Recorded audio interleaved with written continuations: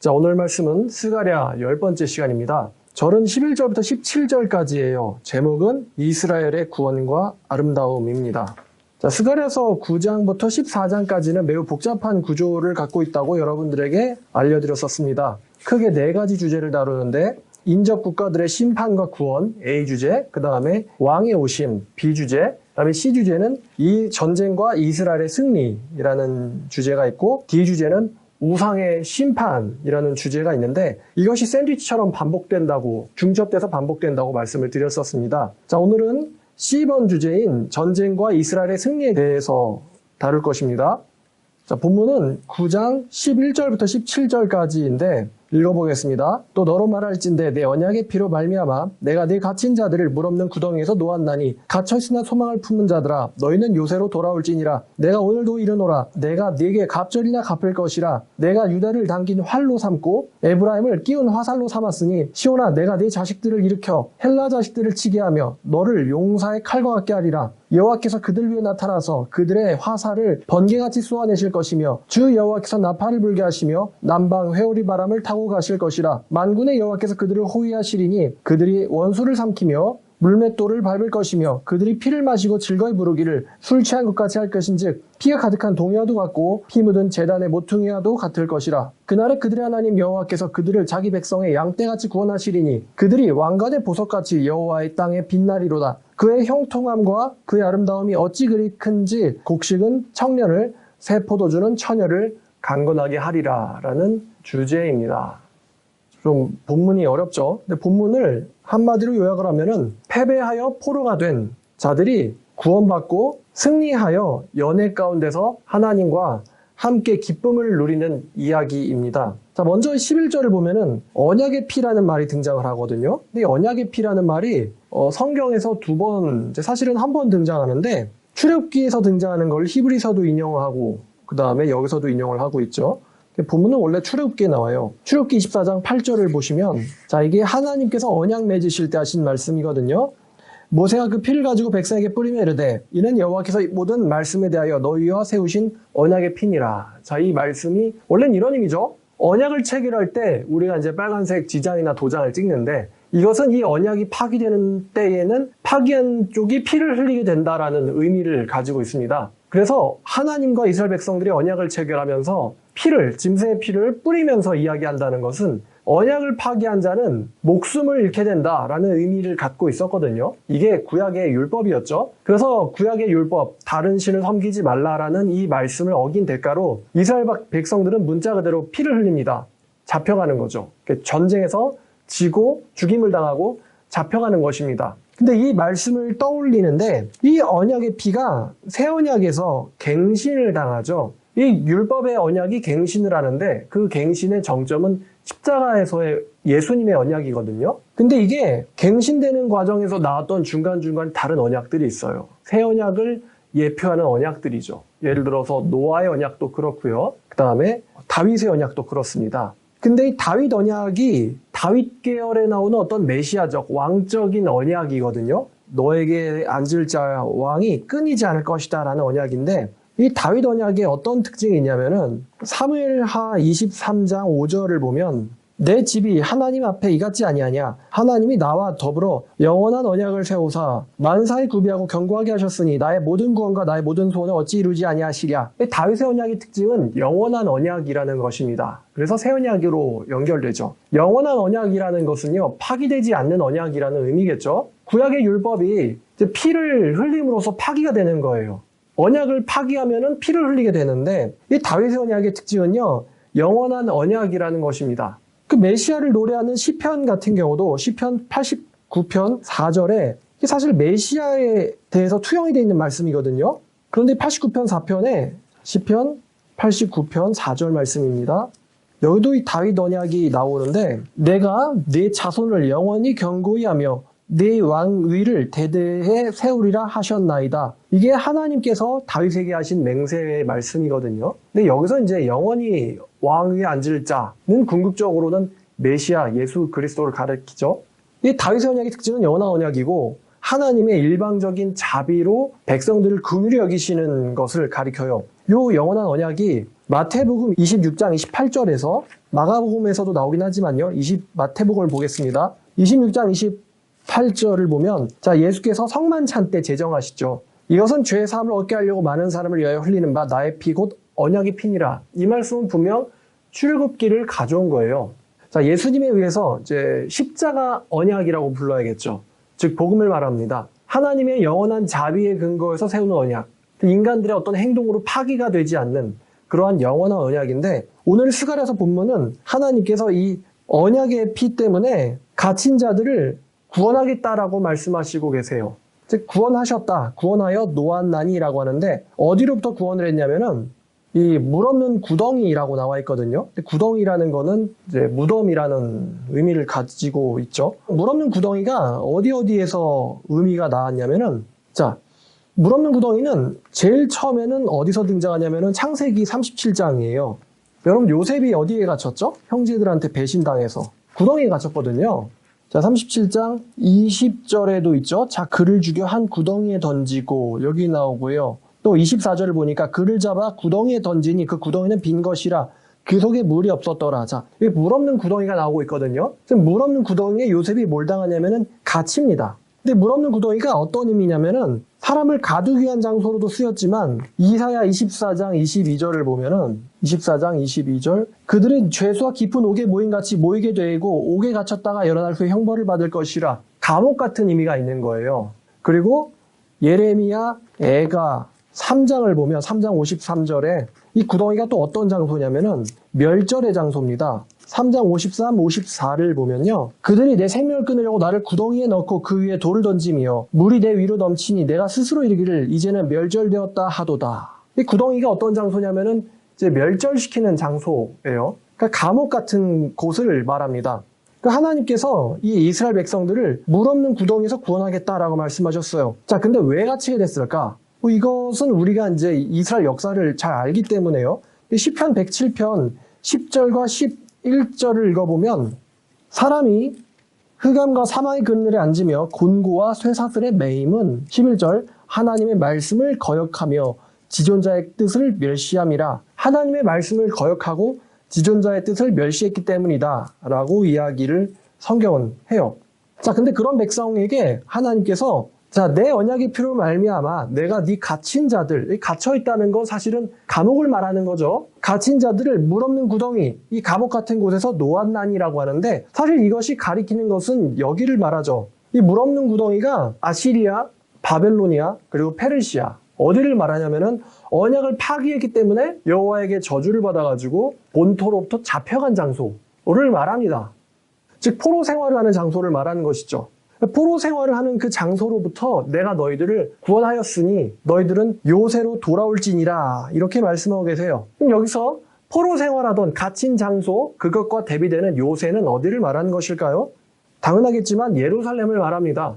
요새. 자, 근데 이 말씀이 주어질 때가 언제냐면은 이 다리오 때잖아요. 그러면 이 다리오 때면은 지금 여러분 예루살렘의 성이 완성이 돼 있나요? 안 돼 있나요? 지금 이때는 이게 어떤 말씀이냐면은 성전 건축을 하라고 지금 촉구하는 내용이 앞에 있었거든요. 그러니까 성은커녕 성전도 아직 완성되어 있지 않은 때란 말이에요. 성은커녕 성전도 완성되어 있지 않아요. 그러니까 요새라고 볼 수는 없겠죠. 문자 그대로 해석하자면요. 이때 예루살렘은 요새가 아니었어요. 페르시아가 정복 정책의 일환으로 여기저기에 요새를 건설하긴 했지만 예루살렘은 요새가 아니었습니다. 이 스가랴서가 기록될 당시는 아직 성전이 완성되기 전이었죠. 그리고 느헤미야에 의해서 성벽이 완성되려면 60년도 넘게 지나야 됩니다. 그런데 왜 하나님께서는 요새로 돌아오라라는 말씀을 하셨을까? 이 잡혀간 백성이 돌아가야 될 장소는 예루살렘밖에 없거든요. 근데 성경은 그곳을 지금 요새라고 말하고 있습니다. 자, 그렇다면요. 여기서 말하는 요새라는 것은 문자적 예루살렘만을 가리키고 있는 것 같지가 않다는 것이죠. 문자적 예루살렘만을 가리키고 있는 것 같지가 않다. 그러니까 돌아오라는 건 분명히 귀환이거든요. 그러니까 우리가 이 예루살렘으로 돌아가야 되는구나 라고 돌아오라고 말씀하고 계시는구나 라고 이해할 것 같은데 사실 여기서 요새는요 이 문자적인 예루살렘을 말하는 것 같지가 않다는 것입니다. 그럼 뭘까요? 제가 그 이단 사이비들 때문에 또 이제 성경을 되게 이상하게 해석하는 자유주의라든가 아니면 알레고리 때문에요 영적이란 말을 잘 안 쓰려고 합니다. 근데 원래는 이런 의미죠. 영적이라는 것은 천상적인 이런 의미겠죠. 천상적인 이런 의미일 텐데, 그럼 영적인 예루살렘은 무엇을 말하는 것일까? 바로 천상적 예루살렘을 말하는 것이죠. 그러니까 지금 이 말씀은요, 포로가 되었던 이스라엘 백성들에게 돌아와라 라고 말하는 것 같은데, 사실은 좀 더 영적이며 깊고 천상적인 또 전 지구적인 의미를 담고 있다는 것이죠. 영적인 이스라엘아, 너희들은 요새로 돌아올지니라 라고 말씀하고 계시다는 것입니다. 그러니까 소선지서도 그렇고 대선지서도 그렇고 다니엘도 그런데요, 이게 지금 이 당시 기록될 상황에 기록될 당시에 그 사람들의 처지와 형편을 이야기하고 예언하는 것 같은데, 이 예언사들의 끝부분은 어디로 승화되냐면은 이건 결국 전 지구적인 의미로 승화됩니다. 스가랴도 마찬가지예요. 지금 돌아와야 될 백성들을 말하는 것 같은데, 잘 보면 지금 이 의미는요, 결국 종말 때에 완성될 이야기입니다. 돌아올지어다. 자, 갇혀있으나 소망을 품은 자들아. 그러니까 지금 현실이 굉장히 어려운 사람들이죠. 그런데 너희들은 요새로 돌아올지니라 라고 말씀하시면서, 내가 오늘도 이르노라. 내가 내게 갑절이나 갚을 것이라. 내가 너가 당한 거에 갑절이나 내가 너에게 되돌려주겠다. 너에게 갑절이나 되는 복을 주겠다라고 말씀하고 계세요. 13절에 내가 유다를 당긴 활로 삼고 에브라임은 끼운 화살로 삼았다라고 말씀하시는데, 유다는 말이죠, 남유다 지파를 대표하는 지파죠. 남유다를 대표하는 지파고, 에브라임은요, 창세기 48장 20절을 보면은 북이스라엘 지파, 이제 이 당시엔 나눠져 있진 않았지만, 에브라임은 이 북이스라엘을 대표할 만한 굉장히 강력한 지파예요. 창세기 48장 20절을 보면은, 그날에 그들에게 축복하여 이르되 이스라엘이 너로 말미암아 축복하기를 하나님이 내게 에브라임 같고 므낫세 같게 하시리라 하여 에브라임을 므낫세보다 앞세웠더라. 이 에브라임은요, 이스라엘을 대표하는 지파예요. 북이스라엘을 대표하는 지파입니다. 따라서 오늘 본문에 유다는 당긴 활이고 당겨진 활이고 에브라임은 끼어진 화살과 같다라는 것은 이스라엘이 이때에 굉장히 강력하게 될 것이다라는 말씀이에요. 시온아, 이제 시온은 지난번에 풀었죠. 시온이라는 건 이스라엘 백성들을 의인화시킨 곳이다. 예루살렘이라고 말씀드렸어요. 예루살렘아, 내가 네 자녀들을 일으켜. 자, 그럼 여기서 네 자녀라는 것은 하나님에게 속한, 지난번에 말씀드렸어야 되는데, 예수님께서 십자가를 지고 가실 때 많은 사람들이 예수님을 따라가면서 울죠. 그때 예수님이 그 사람들에게 하신 말씀이 있는데, 예루살렘의 딸들아 라고 말씀하셨어요. 예루살렘의 자녀들아 라고 말씀하신 것이죠. 나를 위하여 울지 말고 너와 내 자녀를 위해서 울라. 이 예루살렘의 자녀들은 하나님의 나라에 속한 사람들을 말하는 것이죠. 그래서 시온아, 내가 네 자식들을 일으켜, 여기서 하나님을 따르는 자들을 일으켜 헬라 자식들을 치게 하며 너를 용사의 칼과 같게 하리라 라고 말씀하셨는데, 이 헬라의 자식이 뭐랑 관련된 사람들이냐면요, 창세기 10장 4절과 5절을 보면, 이제 창세기 10장은 홍수 후에 이 노아의 아들들이 퍼져나가는 이야기거든요. 10장 4, 5절을 보면은 이게 야벳의 자식들 중에 야완이라는 사람이 나옵니다. 이 야완이 아들은 엘리사와 달시스와 기띔과 도단임이라. 이들로부터 여러 나라 백성으로 나뉘어 각기 언어와 정적과 나라들을 바닷가의 땅에 머물렀더라. 이 야완의 아들들이 그리스로 가서 이 그리스의 선조들이 됩니다. 그리스는요, 이제 헬라라고 했는데 영어를 보면 그리스거든요. 우리한테는 헬라라는 단어보다는 그리스라는 단어가 훨씬 더 익숙하죠. 이 그리스는요, 이 스가랴가 써질 당시에는 그리스라는 것은 페르시아의 적이었어요. 여러분이 아시다시피 페르시아는 이스라엘에게 굉장히 우호적인 정책을 펼칩니다. 이스라엘을 거의 보호해주고 돌봐주는 나라가 완전히 페르시아거든요. 마치 오늘날 우리한테는 미국과 같은 곳이죠. 근데 이 페르시아가 적으로 항상 생각했던 나라가 바로 그리스였어요. 그래서 다리우스 대왕 때에도 그리스를 어떻게든 병합하려고 노력을 했는데 실패하고 말았죠. 이 사람 아들인 크세르크세스 때에도 그리스를 어떻게든 병합하려고 했는데 잘 안 됐어요. 그래서 이 그리스가 스가랴 당시에는 페르시아의 적으로 여겨졌고, 다리우스도 여러 번 정벌전을 했지만 실패했다고 말씀드렸습니다. 근데 오늘 성경 본문은 시온의 자식들이 헬라 자식들을 친다라고 말씀하고 있습니다. 시온의 자식들이 헬라 자식들을 친다. 근데 여러분, 역사를 보면요, 그리스가 이스라엘에 의해서 멸망당했느냐? 그렇지를 않죠. 오히려 그리스가 이스라엘을 정복하고 그리스의 후예인 디아도코이, 셀레우코스의 에피파네스가 오히려 이스라엘을 핍박을 하고 괴롭힙니다. 그러니까 여기서 얘기하는 건요, 지금 문자적인 해석이 들어가질 않아요. 들어갈 수가 없어요. 그리스는 분열되고 로마에 의해서 정복되기 때문에 이게 당대에 일어날 일이 아닙니다. 그리스는 이스라엘 백성들에게 그 당시 정서에 있어서는 자기들을 보호하는 페르시아의 적국 같은 이미지였다는 것이죠. 자, 그래서 이것을 다시 해석하면은 너의 젊은이들은 적국을 짓밟을 것이다 라고 해석해야 됩니다. 너의 젊은이들은 적국을 짓밟게 될 것이다. 그럼 여기 이 너희 젊은이들이 언제적인 사람들인지 좀 생각을 해두셔야 돼요. 제 말은 이 당시로 들어가면은 풀리지 않는다는 것이죠.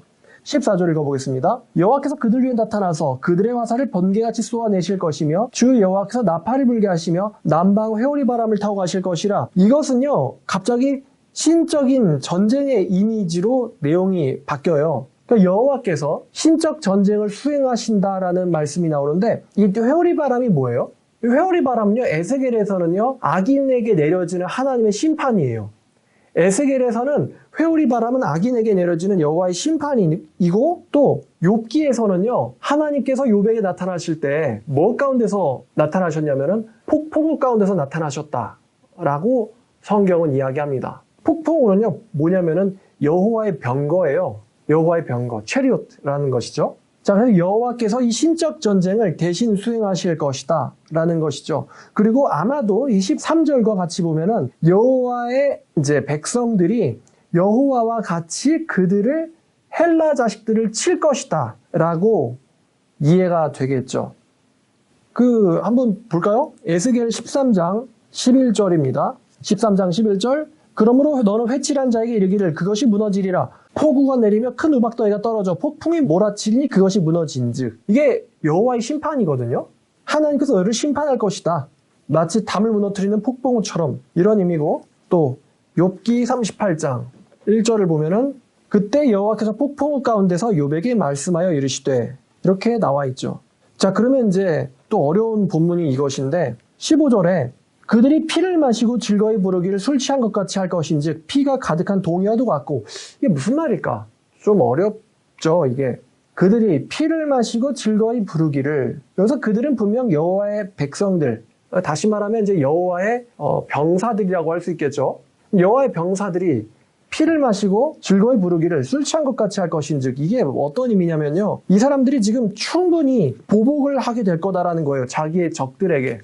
예레미야 46장 10절을 보면 그날은 주 만군의 여호와께서 그의 대적에게 원수 갚는 보복이리라. 칼이 배부르게 삼키며 그들의 피를 넘치도록 마시리니 주 만군의 여호와께서 북쪽 유브라데 강가에서 희생제물을 받으실 것이미로다. 여기 지금 하나님의 원수 갚는 날에 칼이 그들을 삼키고 그들의 피가 넘쳐지도록 마셔질 것이다 라고 이제 말씀을 하고 있어요. 피를 넘치게 마신다는 것은 충분히 보복을 하게 될 것이다 라는 의미죠. 오늘날처럼 이제 평화가 가득한 시대에는 이런 말씀이 잘 의미가 전달이 안 될 수도 있어요. 아니면 좀 세게 느껴진다는 거죠. 어떻게 이런 말씀이 있을 수 있지?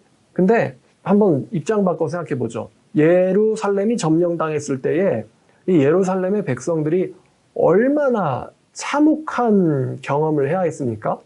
바벨론이 쳐들어왔을 때, 또 아시리아의 왕이죠. 아시리아 왕이 쳐들어왔을 때 사르곤이라든지 살만에셀이라든지 이런 이스라엘을 멸망시킨 왕이 쳐들어왔을 때 이 사람들이 얼마나 잔인한 형벌을 당했는지. 산채로 가죽이 벗겨지고 목이 잘려서 효수가 되는 건 기본이에요. 사람을 매달아놓고 죽을 때까지 채찍질을 해서 피를 흘리게 한다거나, 그래서 백성들을 완전히 공포에 질리게 한 다음에 강제로 평생 동안 정부치고 살았던 땅에서 잡아가는 거죠. 아무 이유가 없어요. 죽는데 그냥 전쟁에서 졌다는 이유로요. 여자들도 죽임을 당하고 아이들은 돌에 메어침을 당하고. 얼마나 잔인한 광경을 이스라엘 백성들이 겪었습니까? 남유다도 마찬가지죠. 느부갓네살에게 잡혔을 때 이스라엘 백성들이 얼마나 잔인한 광경을 당합니까? 그냥 칼에 그냥 다 죽어요. 성은 완전 불타버리죠. 그렇게 당한 사람들의 그 원한이 있을 거 아니에요. 물론 사랑의 하나님 좋지만서요, 하나님께서 분명히 악을 저지른 자에게는 그걸 그대로 돌려주시거든요. 이스라엘이 자기의 죄로 말미암아 벌을 받지만 그 벌을 집행하는 데 쓰인 도구 역시 벌을 받는다는 거죠. 이스라엘을 죽였으면 그 이스라엘을 심판한 나라 역시 심판을 당해야 될 거 아닙니까? 그러니까 사필귀정으로 돌아가는 겁니다. 하나님을 핍박하는, 지금 우리는 한국에 살고 있지만요, 좀 눈을 들어가지고 돌아보면 지금 중동 땅에, 시리아에, 이라크에, 아프가니스탄에, 파키스탄에, 이런 나라들, 예멘, 이런 나라들 말이죠. 또 중세 로마 천주교에 의해서 얼마나 많은 하나님의 백성들이 잔인하게 살해당하고 있느냐, 지금도. 이 말입니다. 북한에서요. 얼마나 많은 기독교인들이 기독교인이란 이유 하나 때문에 얼마나 잔인하게 죽임을 당했습니까? 그럼 사랑의 예수님이니까 다 용서해줘야 되나요? 우리는 예수님보다 하나님보다 착해서 그렇게 하자고 할지 몰라도 하나님은 그들의 죄를 전부 다 기록하셨고 기억하고 계십니다. 자, 그래서 그들이 그렇게 피를 흘렸은즉 피를 흘린 그들이 피를 마시는 것이 합당한 것이죠. 충분히 그들이 피에 취하게 될 것이다 라는 것이죠. 여기서 이제 이 여호와에게 보호를 받는 자들이 피에 충분히 취하게 될 정도로 보복을 하게 될 것이다 라는 말이 나오고, 그 다음에 나오는 이 동이라는 단어 있잖아요. 근데 이 동이라는 단어가 이게 뭘로 번역을 원래는 했어야 되냐면은, 이게 영어로 보면은 bowl이거든요. 근데 더 이제 정확한 단어는 바신이라는 단어가 있어요. 뭐냐면은 성전에서 제사를 쓰는 이 대야예요, 대야. 원래는 대야로 번역됐어요. 근데 대야라고 하면 왠지 좀 어감이 이상하죠. 하여간 그 성전에서 쓰이는 그릇이 원래 그릇으로 번역돼야 되거든요, 이게 동의가. 그래서 그 다음 단어에 뭐가 나오냐면 제단이란 단어가 같이 나오는 거예요. 성전에 쓰이는 그릇과 제단이 나온 거예요. 출애굽기 27장을 보면 27장 3절 말씀에 재를 담는 통과, 부삿과 대야 나오죠. 그리고 레위기, 창출레죠. 그 다음 성경 레위기 1장 자 5절을 보면은 그는 여호와 앞에서 수송아지를 잡을 것이요 아론의 자손 제사장들은 그 피를 가져다가 회막문 앞 제단 어디에 뿌리냐면 사방에다가 뿌려라. 사방, 네 방향 사방에다 뿌려라. 근데 여기 이 대야와 동이와 제단이 나오는데 피 묻은 제단 모퉁이와도 같을 것이라. 이 제단 모퉁이에 뭐가 뿌려지냐면은 피가 뿌려집니다. 사방에. 그러니까 갑자기 이 이미지가요, 신적 전쟁에서 축제적인 분위기로 전환이 돼요. 이 백성들이 충분히 보복한 뒤에 그때의 기분이 마치 피가 가득한 동야도 같고 피 묻은 제단 모퉁이와도 같을 것이라. 이게 갑자기 연회적 이미지의 제사로 넘어가요. 연회적 이미지와 제사 이미지가 같이 더해진 거예요. 출애굽기 24장 11절을 보면은 하나님의 백성들이 한번 찾아볼까요? 스가랴 성경 되게 어렵죠? 여러 구약 말씀들이 사실 다 연관되어 있습니다. 24장 11절을 보면 하나님의 이스라엘 자손들의 존귀한 자들에게 손을 대지 아니하셨고 그들은 하나님 앞에서 뵙고 먹고 마셨다라고 나옵니다. 하나님 앞에서 연회가 벌어졌어요. 사실 엄청 장관이겠죠? 10절 보니까 이스라엘의 하나님을 보니 그의 발 아래에는 청옥을 편 듯하고 하늘같이 청명했더라 라고 이야기하고 있어요. 이스라엘 하나님을 보았더니 그의 발 아래에는 청옥을 편 듯하고 하늘같이 청명하더라. 그러니까 배경이 얼마나 멋있는지. 자, 그리고 신약에서도 하나님의 통치가 마태복음 22장이에요. 하나님의 통치가 시작되는 이게 어떤 걸로 시작되냐면 연회로 시작합니다. 22장 2절을 1, 2절을 보면 예수께서 다시 비유로 대답하여 이르시되 천국은 마치 자기 아들을 위하여 혼인잔치를 베푼 어떤 임금과 같으니. 그러니까 천국도요, 예수의 통치도, 진정한 통치도 잔치로 시작이 돼요. 잔치로. 근데 여러분, 잔치한 다음에 전쟁해야지 어울려요? 아니면 전쟁한 다음에 잔치해야지 어울려요? 전쟁한 다음에 잔치를 해야지 어울리죠? 자, 다시 본문으로 가서 16절. 그 이날에 그들의 하나님 여호와께서 그들을 자기 백성의 양떼같이 구원하실 것이다. 양떼같이 구원하겠다라는 이야기는요, 에스겔 34장 22절에서도 나와요. 하나님이 자기 양떼를 구원한다. 34장 22절. 그러므로 내가 내 양떼를 구원하여 그들로 다시는 노략거지가 되지 아니하게 하고 양과 양 사이에 심판하리라. 다시 본문으로 돌아가서 그들은 왕관의 보석같이 여호와의 땅에서 빛나리로다. 여러분, 왕관의 보석. 여러분, 왕관이라고 하면은 이미 눈에 띄죠? 왕의 머리에 올려져 있는 거잖아요. 근데 왕관에 또 뭐가 박혀 있습니까? 왕관에 또 뭐가 박혀 있냐면은 보석이 박혀 있어요. 그러니까 눈에 띄는 왕관에서 또 보석이 박혀 있다는 거는 귀중하고도 귀중한이라는 의미겠죠. 귀중하고도 귀중한, 혹은 아름답고도 아름다운 이런 의미겠죠. 그들은 그날에, 구원받는 날에 왕관의 보석같이 여호와의 땅에서 빛나리로다 라고 이야기를 하고 있습니다. 자, 17절. 그의 형통함과 그의 아름다움이 어찌 그리 큰지. 자, 하나님의 형통함과 또 그의 아름다움이 어찌 그리 큰지. 이건 지금 하나님의 아름다움이란 나오는데, 여러분, 아름다움이란 단어는요, 성경에서 하나님에게 일단 쓰여요. 시편 27편을 보면 4절 말씀에, 자, 내가 여호와께 바라는 한 가지 일, 그것을 구하리니 곧 내가 내 평생에 여호와의 집에 살면서 여호와의 아름다움을 바라보며 그의 성전에서 사모하는 그것이라. 아름다움이란 단어는 첫 번째로 하나님께 쓰입니다. 그 다음에 또 어디에 쓰이냐면은 여성에게도 쓰이겠죠. 아름다움이니까. 여자에게도 쓰이고요. 왕에게도 쓰이고요. 시온, 이제 오늘의 주인공들이죠. 시온이란 단어에도 아름다움이란 단어가 쓰이고 나무에도 아름다움이라는 단어가 같이 연결되어서 쓰이고 있어요. 하나님의 형통함과 그의 아름다움이 어찌 그리 큰지. 그 다음 말씀. 곡식은 청년을, 새 포도주는 처녀를 강건하게 하리라. 여기 이제 청년과 처녀가 나왔거든요. 청년과 처녀가 구약에서 자주 나와요. 어떤 의미로 쓸까요?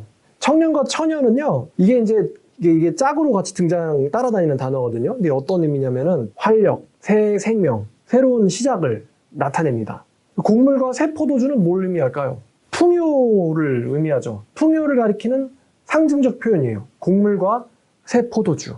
구약에서 역시 자주 쓰이는 짝으로 다니는 단어예요. 곡물과 새 포도주.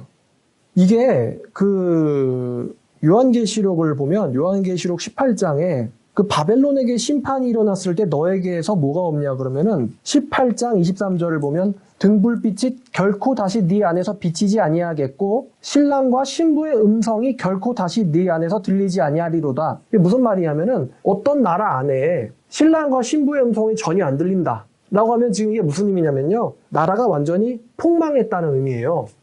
오늘날도 사실은 뭐 결혼하기 힘든 이런 이 수식어가 따라다니긴 하는데, 신랑과 신부의 목소리가 들린다는 거, 그러니까 혼인잔치의 그 주인공들의 목소리와 연예객들의 목소리가 퍼진다는 건 매우 즐거운 이야기고 또 나라가 굉장히 건강하다는 뜻이거든요. 근데 반대로 신랑 신부의 음성이 다시는 너에게서 들리지 않는다는 것은 나라가 완전히 망했다는 이야기예요. 근데 청년과 처녀는 뭐냐면은 바로 이 나라의 원동력 같은 존재입니다. 자, 이사야로 가죠. 이사야 62장 말씀과 오늘 본문이 굉장히 흡사한데 62장 5절입니다. 마치 청년이 처녀와 결혼함 같이 네 아들들이 너를 취하겠고 신랑이 신부를 기뻐함 같이 네 하나님이 너를 기뻐하시리라. 여기서도 청년과 처녀가 등장합니다. 같이 다니는 단어예요. 청년과 처녀.